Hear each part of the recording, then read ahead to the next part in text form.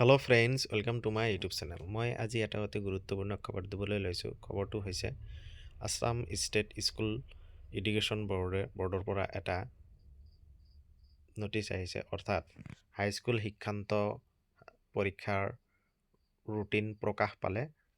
2025 চনৰ হাইস্কুল শিক্ষান্ত পৰীক্ষাৰ ৰুটিন প্ৰকাশ পালে।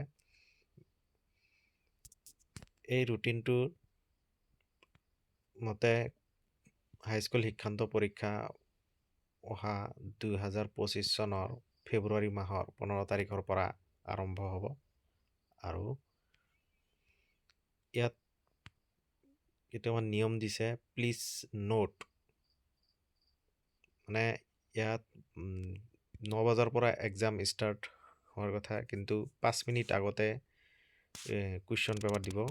প্লিজ নোট, ইয়াতে চাব, 5 minute extra time is allowed from 8:55 am to 9 am in the morning shift and 1:25 pm to 1:30 pm in the afternoon shift to read the question paper only.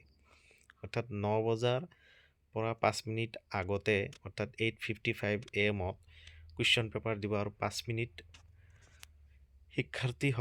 পৰীক্ষাৰ্থীসকলক question পেপাৰটো পঢ়িবলৈ দিয়া হ'ব।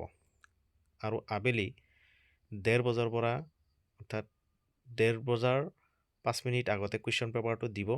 এই question পেপাৰটো 5 minute আগতে দিব, আৰু 5 minute সময় পৰীক্ষাৰ্থীসকলক question পেপাৰটো পঢ়িবলৈ দিব। তো খবৰটো এইখিনিয়ে, আৰু এনেকুৱা ধৰণৰ খা খবৰসমূহ পাবলৈ মোৰ চেনেলটো ছাবস্ক্ৰাইব কৰিব, লাইক শ্বেয়াৰ কৰিবলৈ নাপাহৰিব। ভিডিঅ'টো চোৱাৰ বাবে আপোনালোকক ধন্যবাদ জ্ঞাপন কৰিছোঁ।